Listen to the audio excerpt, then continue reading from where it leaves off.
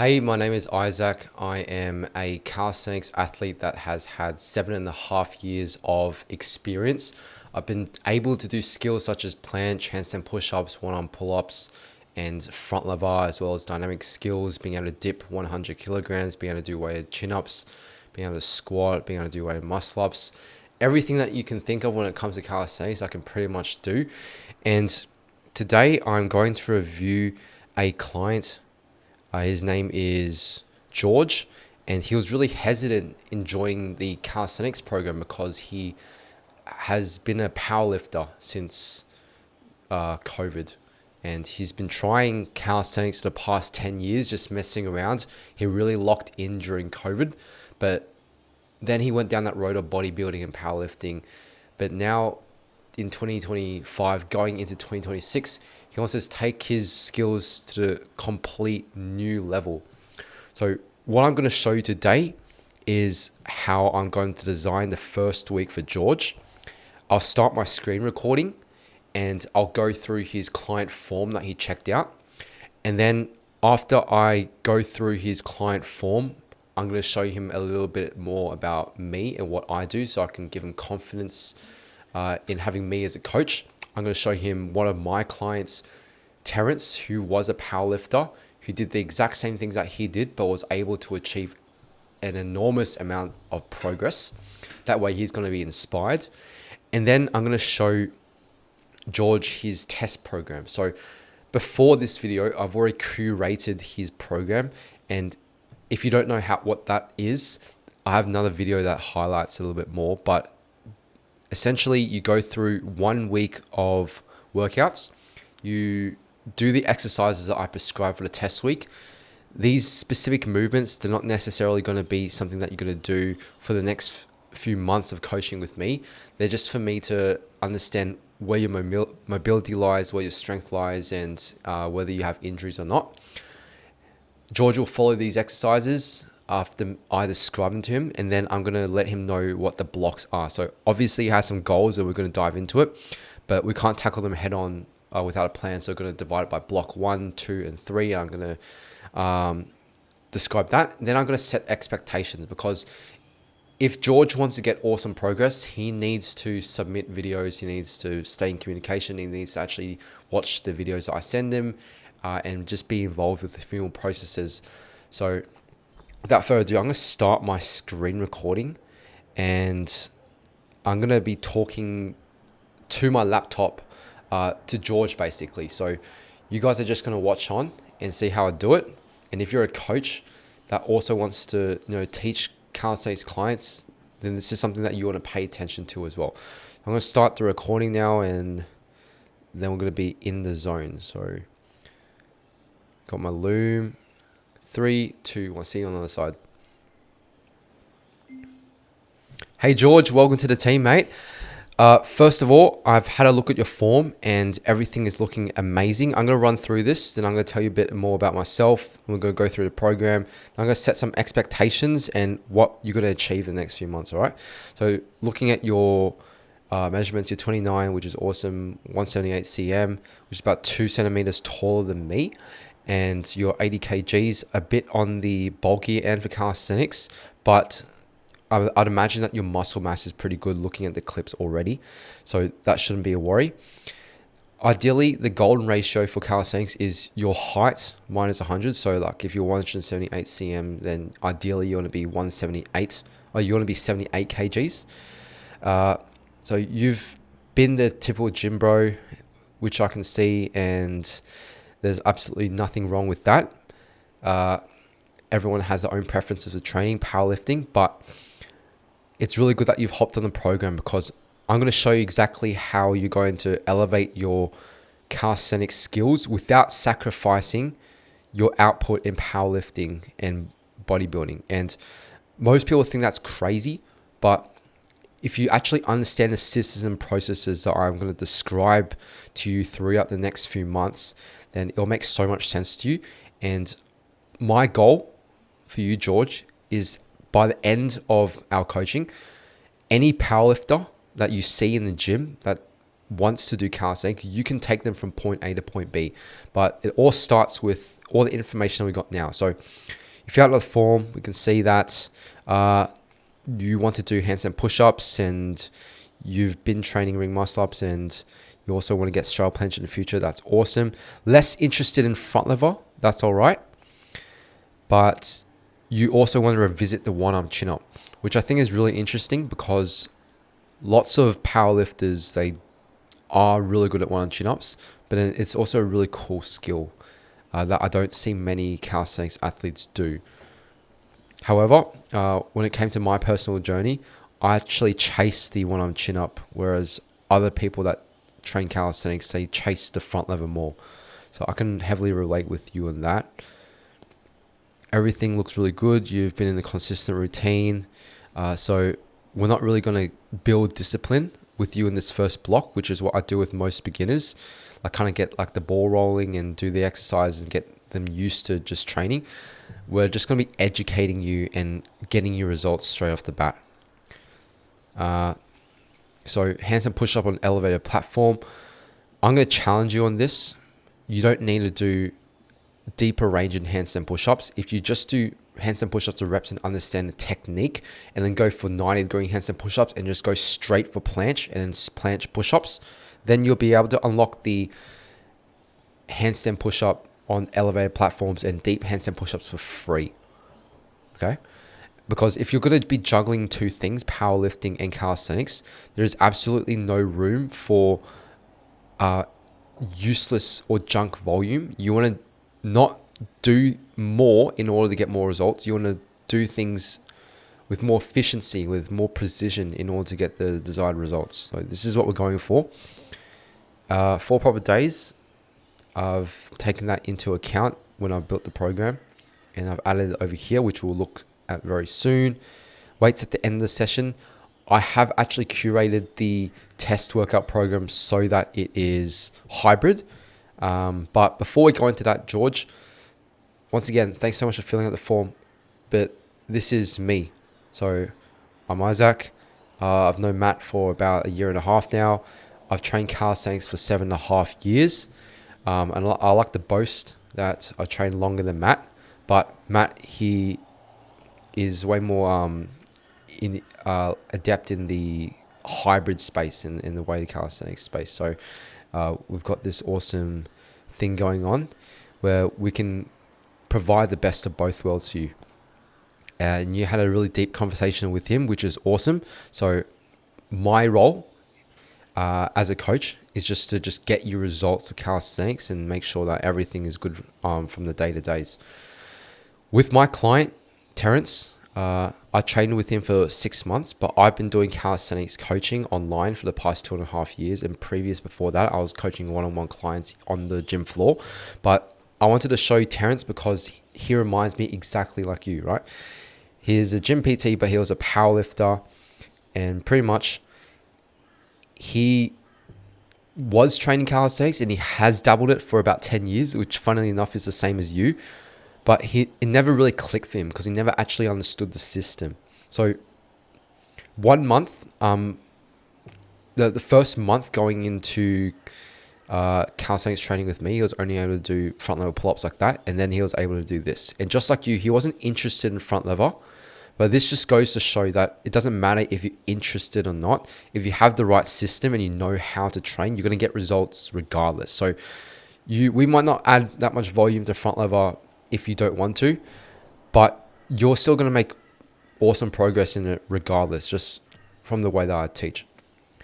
He was still doing bench press and still doing deadlifts and squats during the program, but we optimized his schedule so that he still made awesome gains. And this is proof of the gains that he made.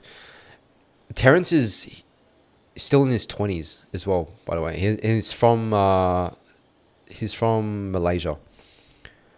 In 6 months, he was able to achieve full planche. He was able to achieve his first front lever pull-up, and he was able to get one-arm chin-ups easy. I didn't add one-arm chin-ups inside this video just because it wasn't one of his main goals, and because like the calisthenics audience, they don't really value one-arm chin-ups as much. They're more into like front lever and these lever-based movements, but he was able to get the one-arm pull-up and one-arm chin-up pretty easily and use it to get the front lever. Like over here, he did full planche. And there's another clip of him doing a 1-1-1 as well. So this is full planche, push up,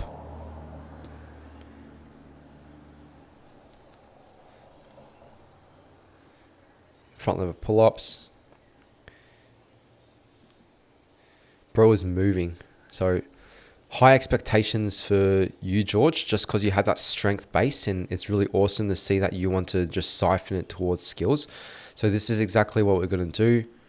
The app over here, when you join the Kahuna's app, then you'll be able to download it on your phone, and in workout programs you'll see this pretty much, George's test program. So we're going to do handstand practice daily because frequency is going to be required to get those skill coordinated moves such as handstand holds. You said you wanted better control. This is going to be the way, frequency. And if you click on the tutorials and you watch the videos, then you'll be able to see like the tips and tricks and everything as you do your workout. Now we're separating things by upper, full body, and I'll just chuck this on at the end just for an optional leg day if you just want to only do legs, but we'll talk about that later. So upper, we're going to do our warm-up, we're going to do our handstand practice. Then I just want you to test your handstand push-up. So all these movements that you see, they're not going to necessarily be in your week-to-week processes throughout these next few months. It's just so that I can see what your level is at. So handstand push-ups, I want to see what your form is like. I want to see how many reps you can do. Planche, lean, hold. I want to understand like how good your protraction is. I don't expect you to do it perfectly, but I just want you to try your best and mimic all the camera angles and all the positions that you see within these tutorials, because the camera angle that I show to you is the camera angle that I want to see from you as well. And obviously I have a guide in there to teach you how to do it so you can perform it correctly. Bent arm planche hold. The reason why I want you to do this is because when you're doing a 90-degree handstand push-up, you want to catch yourself into a bent arm planche hold. So I need to see whether or not you can create friction between your elbows and your waist. Because Darren, who is another person that is in the coaching program, he was able to get 90-degree handstand push-ups within his first week, and he could only do 4 handstand push-ups. You said you could do 5 bad form handstand push-ups. So I believe that in the first week of us training together, if you have a good bent arm planche hold, expect to get your first 90-degree handstand push-ups. If your balance is good, then it'll be really easy. If it's not good, doesn't matter too much. You can just jump into it and just go straight down into the bent arm planche hold. As long as you can catch yourself in that negative, then that's good. Then for the hybrid section, we have weighted pull-ups. This is going to help conditioning you for one-arm chin-ups, and then dumbbell bent over row. I want an emphasis in elbow drive. There'll be a few videos that I send you to kind of go over the rationale behind how calisthenics people train. But elbow drive is basically, you getting your elbows back behind your body so you can create more pulling explosiveness for other calisthenics movements, whether it be front level pull-ups, one-arm chin-ups, or just higher muscle-ups. Now we have one-arm chin-up holds, so just an isometric top range movement. I want to see how strong you are in that. And then tuck front lever raise. I need to understand how good your scapular strength is. Most people, when they do one-arm chin-ups, they get stuck in the bottom. And so the tuck front lever raise is just an indicator of how well developed your scapular control is. Planche lean push-up is really important if you want to do 90-degree handstand push-ups, and just a general concept, which we'll dive again later on in the program. But if you're going for a movement, you always try to aim for the one above it. So if you want to get from 5 handstand push-ups to 6 handstand push-ups, instead of you just trying to do more reps, go for a 90-degree handstand push-up. Because then if you try to aim towards a 90-degree handstand push-up, you're going to you're going to acquire the strength for more handstand push-ups as you go along that journey. And then as you gain balance, then it ties in together. So with the planche lean push-up, not only is it working towards 90s, but it's also working towards planche. So we're in a really good spot in terms of that. Then we have back squat, and then we have Nordic curl variation. Then for your upper body, again, high pull-ups, uneven pull-up, weight chest dips, scapula plank with movement, swimmers. So this might seem very random, but there is quite a lot of intention behind it. So high pull-ups, we need to see how explosive you are, because explosiveness is an indicator of strength when it comes to calisthenics. The more that you can recruit your muscle fibers and the more they can reach those higher ranges, the more better that you'll just be in calisthenics in general. Uneven pull-ups, it's going to be your highest leverage movement if you want to get the one arm chin up, because if you pull to one arm like this with your hand that is supporting you, you can take off fingers. So instead of holding with your full palm, you can go like pinky finger or fourth finger. And when you hold at the top over here, you can also just remove one arm and just do a one arm chin up hold. So this movement, it can go to so many different levels. Then you have your weighted chest dips. With your weighted sets, by the way, 6 to 8, I want you to do your first set to get to 6 and your second set to get to 8. Scapular plank with movement. This is working your serratus. And once again, just for a welcome video, it's a bit too complicated for me to talk about your serratus anterior, but it's the prime mover when it comes to all your pressing movements. Well, not your prime mover, but if you want to work efficiently, then it's going to be the muscle that you're going to really want to strengthen in calisthenics. Your prime mover for most of the movements is shoulders, but shoulders alone will only allow you to achieve your goals in X amount of months. But if you want it to be even shorter than that, then you need to treat the serratus as a prime mover, because if you treat the serratus as a prime mover, it in turn will make your shoulders get more output, because it is just like a really good activation. Once again, really complex subject. We're not going to go too deep into that. Swimmers for the rotator cuffs, and this is going to make you bulletproof for the one arm chin up.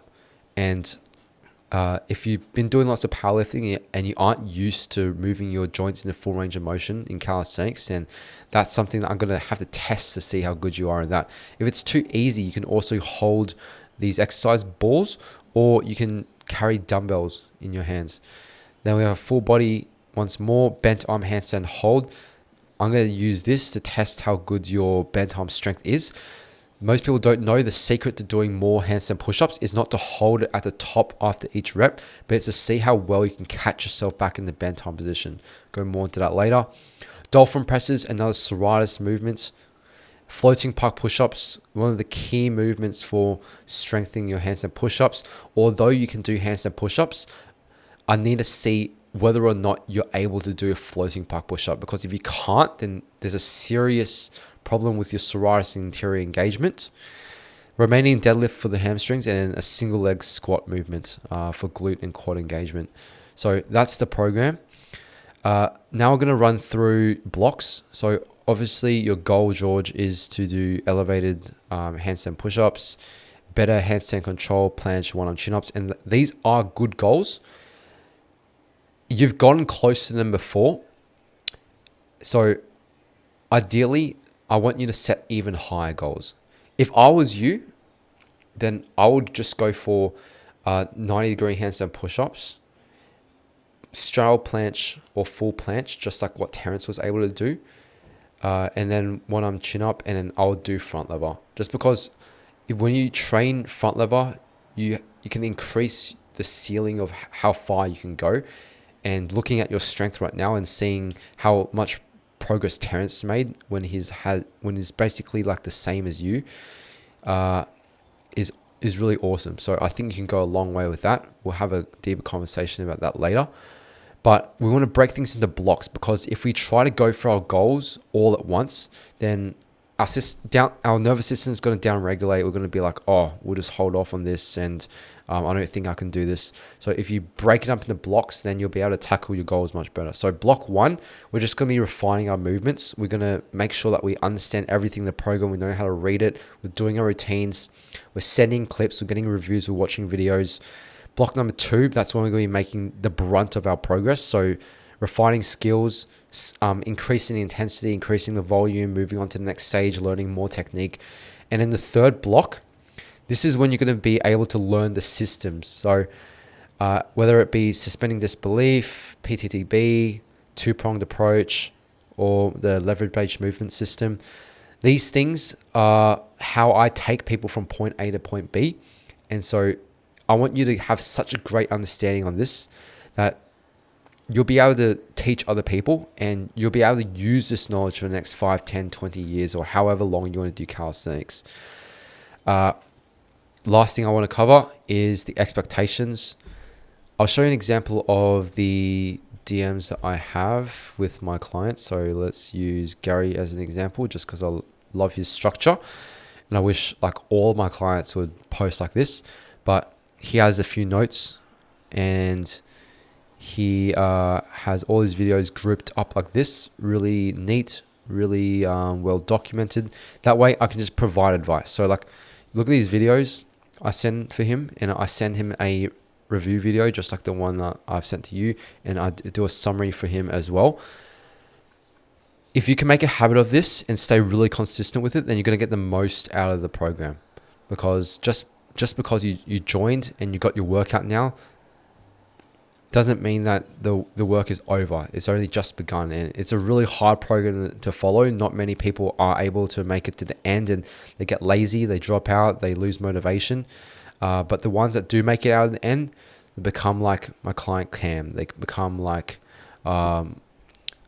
Christina. They become like Terrence. That they will just go on to their own things. Like Jack, who's now calisthenics coaching. Like Alex, who's now started his app and he's doing calisthenics full time. It is possible. It just depends on how you want to apply yourself. So George, welcome to the team. Hopefully I'll be hearing back from you, and let's crush it, man. Yeah, so it's dark now, geez. That's pretty much what I send to my clients. George, really excited to work with them, and it's going to be a wild journey, I reckon. Like I've seen his strength already on the DMs. He's been doing calisthenics for a while, but he just needs to learn the right system. What you guys can do from now on is you can build your goals, decide just what you want, and if you have clips, go and message me and send me some. That way I can review it and see if it's worth it for you guys to work with me. And then if you think we're the right fit, just reach out. I'll send you a form, and that way I can see what your goals are. And if you're like someone that I believe will be able to go through the program and come out really, really good from it, then we'll chat about it. So yeah, that'll be the next steps for you guys. But thanks so much for watching. Catch you later.